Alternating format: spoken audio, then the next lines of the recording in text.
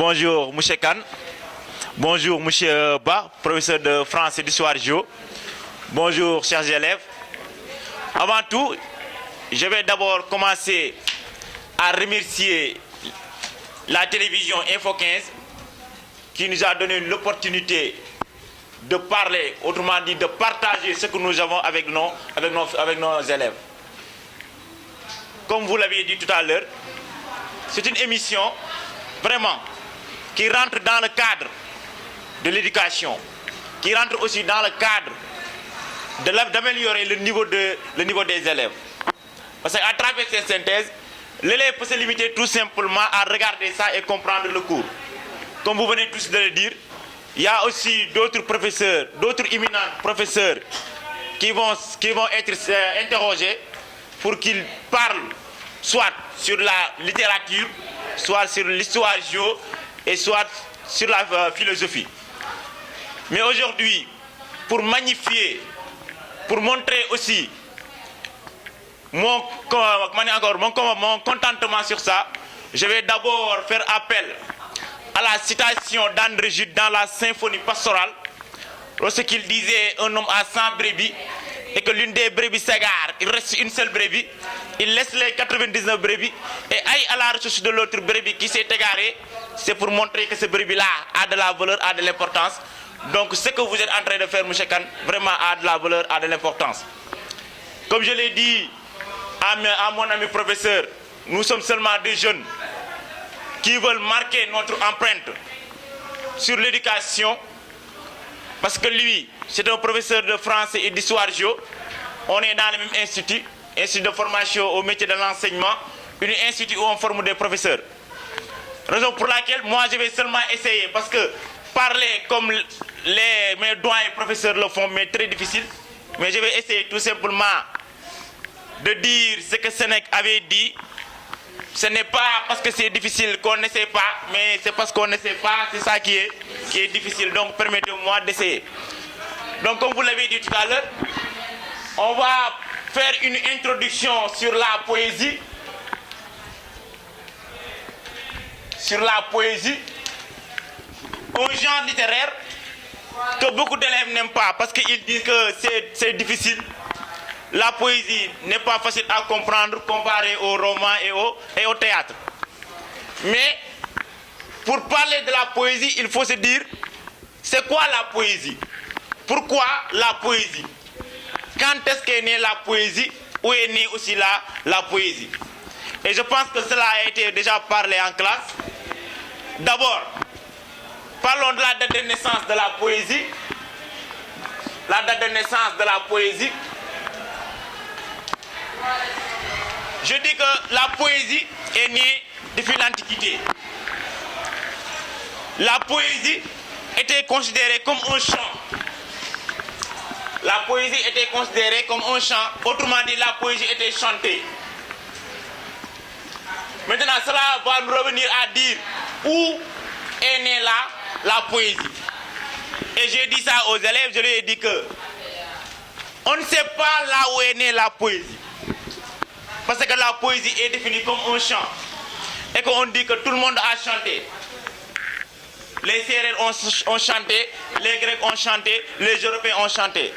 Donc, parmi eux, qui est le premier à chanter? Là, ça demande une interrogation. Donc, il est très difficile de dire là où est née la poésie. Parce que moi, en terminale, on m'a appris que la poésie est née en Grèce. Mais la poésie est définie comme un chant. Étant définie comme un chant, et qui a chanté en premier lieu? C'est une interrogation. Donc, chers élèves, sachez que la poésie est née depuis l'Antiquité. Mais pour parler, le lieu de naissance de la poésie, vraiment est très difficile. Maintenant, revenons aux caractéristiques, autrement dit à la définition de la poésie. La poésie qui était dit et vient du latin poesis ou bien poéien, qui signifie créer. D'où l'entreprise poétique n'est rien d'autre qu'une entreprise de création. Mais le poète crée à partir de quoi? À partir des mots. Le poète crée à partir des mots. Maintenant, le poète crée à part des mots. Et on a tendance à dire que le poète est considéré comme Dieu. Dieu avec un D majuscule. Le poète est considéré comme Dieu avec un D minuscule. Parce que considéré comme un Dieu, ça veut dire que Dieu crée. Et le poète aussi crée. Le poète crée à part de quoi? À part des mots. Donc, pour parler de la poésie aussi, on peut se revenir aussi sur sa définition. Sur la définition de la poésie. Maintenant, sur ça, je vais interroger les élèves qui vont me dire quelle est la définition qu'on avait donnée sur la poésie. Oui? Allez-y. Awa? La poésie, c'est un art du langage, généralement associé à la versification, visant à exprimer ou à suggérer par le biais des rimes, rythmes et des sonorités. C'est-à-dire que la poésie se définit à partir de la versification. Et qu'en seconde, vous aviez fait une leçon intitulée la versification. Et que la versification va nous permettre de mieux définir la poésie. Maintenant, généralement associée à la versification. C'est-à-dire qu'on ne peut pas définir la poésie sans pour autant parler de la versification. Maintenant, après avoir parlé de la versification, cela maintenant va nous conduire à dire la poésie qui était considérée comme la musique. Parce qu'on dit que la poésie, c'est quoi? C'est de la musique. Et Rimbaud, Verlaine, si je ne me trompe pas, l'a dit dans le symbolisme. Lorsqu'il disait que la poésie, c'est de la musique avant toute chose. Pourquoi? Parce que la poésie n'est rien d'autre que de la musique. Et que dans tous les textes poétiques, on note un cachet musical du moins. Et ce cachet-là n'est rien d'autre que c'est la musique plus précisément qui fait la quintessence de la poésie. Les rimes, les assonances, les figures de style, les rejets, les contre-rejets nous montrent que là nous sommes devant un texte poétique. Parce que la poésie, n'oubliez pas, la poésie est écrite en vers. Mais si nous revisitons un tout petit peu sur la poésie de la négritude, est écrite en prose. Raison pour laquelle Senghor a dit que la poésie en Afrique, c'est pas le fond. C'est pas la forme, mais c'est le fond. Raison pour laquelle on voit des longues phrases qu'on appelle tout simplement des longues phrases au théâtre, des périphrases, et ensuite des phrases qui sont écrites en prose. Raison pour laquelle, si vous revisitez un tout petit peu les œuvres poétiques, à savoir le cahier d'un retour au pays natal, tous ces chants d'ombre, vous verrez que là, Senghor ou bien Césaire n'a pas respecté les différentes règles de versification. Il n'a pas respecté les rimes. Pourquoi? Parce qu'il dit que la poésie en Afrique, c'est pas la forme, mais c'est le fond. Maintenant, cela aussi va nous amener aussi à parler un tout petit peu en résumé sur les fonctions que peut jouer le poète. La poésie, et je l'ai défini, les fonctions de la poésie se résument dans quel verbe? Dans le verbe dire. Où le D, on a dénonciation, invention, révélation et expressive. C'est-à-dire qu'il y a des fonctions qui nous montrent que là nous sommes devant la poésie. Parce que dénonciation, c'est lorsque le poète essaie de dénoncer les différents problèmes de la société. Et que on l'a montré dans les tragiques d'Agrippa de Vigné, lorsqu'il disait quoi? Lisez mes vers et vous aurez horreur de vos propres horreurs. Là, Agrippa de Vigné essaie tout simplement de dénoncer le nombre de morts qu'on a vu à travers la guerre des catholiques et les protestants. De même que la fonction invention, où le poète essaie tout simplement d'inventer. Et là, nous renvoie aussi à la fonction esthétique. Maintenant, pour la fonction de révélation, le poète est considéré comme un révélateur. Le poète est considéré comme un prophète. Celui qui révèle, c'est quelqu'un qui est capable tout simplement de voir ou bien de prédire l'avenir. Et la fonction expressive n'est rien d'autre que la fonction lyrique, où le poète essaie tout simplement de parler des sentiments personnels. Maintenant, ceci étant réuni, la poésie française et ensuite la poésie de la négritude. Mais la poésie de la négritude, il y a beaucoup il y a beaucoup d'élèves qui oublient cette partie-là. Parce que l'élève ne peut pas se limiter tout simplement à parler de la poésie française, mais pour parler de la poésie africaine, l'élève doit parler de la poésie de la négritude. Et que pour parler de la poésie de la négritude, n'est rien d'autre que la poésie de Senghor, de Césaire, de Damas et de David Diop. Parce que ces œuvres-là, c'est des œuvres militantes. C'est des œuvres où les poètes sont engagés à dénoncer quoi? À lutter, à dénoncer la manière dont on piétinait les Noirs et ensuite à dénoncer aussi la manière dont aussi on voyait la race noire. Et que Senghor aussi dans son œuvre Chant d'ombre l'a montré. Chant d'ombre où il chante tout simplement les valeurs de l'Afrique. Et ensuite il développe aussi des thèmes à savoir femmes noires où il parle tout simplement les valeurs culturelles de l'Afrique noire. De même que Césaire, dans son œuvre Le Cahier d'un retour au pays natal, où il essaie tout simplement d'être un avocat de sa société, d'être le porte-parole de sa société. Quand il disait, en venant, je me dirais à moi-même, mon corps aussi bien que mon âme, gardez-vous de vous croiser les bras en l'attitude stérile d'un spectateur, car la vie n'est pas un spectacle, car un homme qui crie n'est pas un ours qui danse. Là, Césaire était tout simplement d'interroger les Africains, de ne pas rester les bras croisés, mais il doit tout simplement de se réveiller. Et c'est ce que Guy Tyrolien avait dit, initions nos voix un nombre de cris pour briser le tympan de nos frères endormis. Ça veut dire une sorte de conscientisation. De même que, toujours sur la négritude, mais aussi on peut parler aussi de la négro-renaissance, à savoir, parce que la lutte a commencé depuis les États-Unis, plus précisément à Harlem.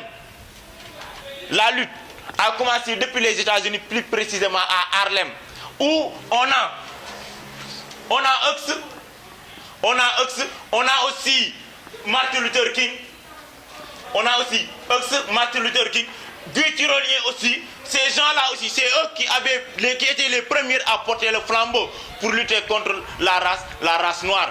Et que Huxley, qui avait dit, nous, nouvelles créateurs de la nouvelle génération nègre, nous voulons montrer notre personnalité noire sans peur ni honte. Si cela plaît aux Blancs, nous en sommes fort heureux. Si cela leur déplaît peu importe.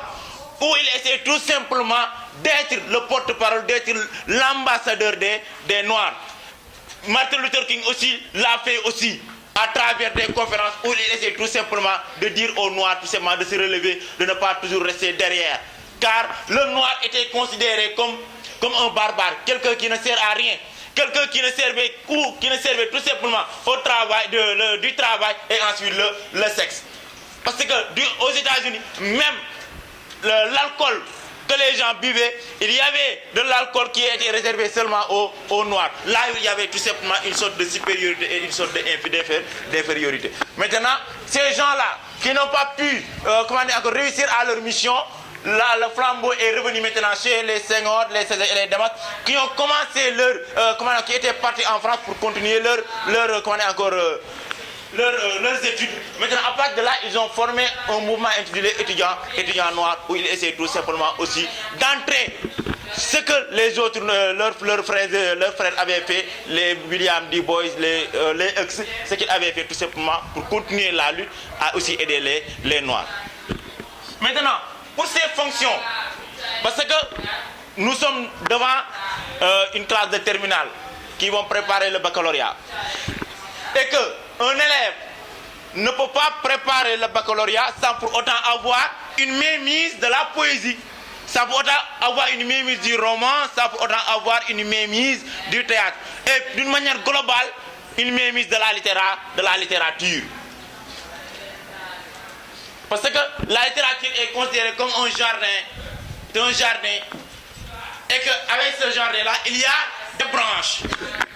La poésie, le roman, le théâtre.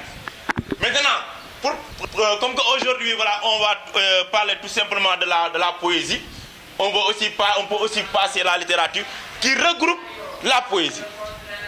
Raison pour laquelle, pour faire la poésie, il faut comprendre la littérature. Et si on ne comprend pas la littérature, on aura du mal à comprendre la poésie. Là, c'est que la poésie appartient ou bien sort de la littérature. Maintenant, avec ces choses-là, parler de la fonction, comment dire encore, les fonctions, ensuite parler de la négative, mais aussi, je veux qu'on revienne un tout petit peu sur le statut d'un poète. Comment le poète est vu? Comment on doit considérer le poète? Qui est un poète? Parce que moi, je ne peux pas me déclarer poète. Les autres profs aussi, sera très difficile de se déclarer poète. Parce que ce qu'un poète doit avoir, est-ce que nous on l'a?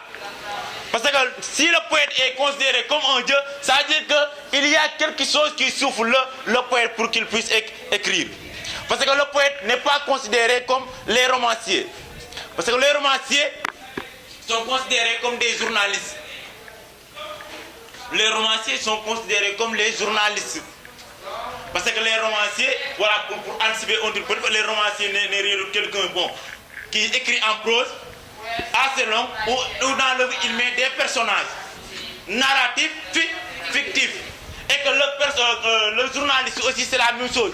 Il raconte une histoire, mais l'histoire qu'il raconte ne le dit pas telle que l'histoire a été passée. Qu'est-ce que l'histoire est passée? Parce que comme Youssou Ndour l'a dit, waru cee yokk waru cee wàññi. Journaliste waru cee yokk waru cee wàññi.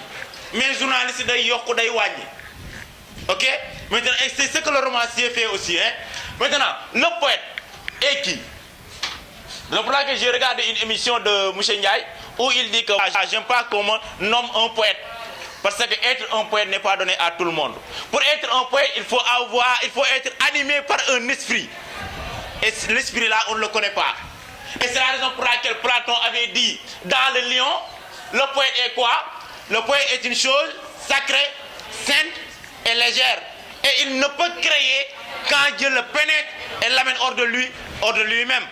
Et que, raison pour laquelle je taquine les professeurs de philosophie, lorsque je le dis, vous tentez à aller vers le monde métaphysique, vers l'idéal, alors que les poètes, eux, c'est Dieu qui les inspire, c'est Dieu qui les souffle. Et c'est ce que Senghor avait dit. Pour moi, c'est d'abord une expression, une phrase, un verset qui m'est soufflé à l'oreille, comme un leitmotiv. Et quand je commence à écrire, je ne sais ce que sera le poème. Il y a là une fonction mystérieuse, il y a quelque chose qui est un mystère qu'on ne parvient pas à palper. Raison pour laquelle se déclarer poète, vraiment c'est se noyer dans les eaux troubles.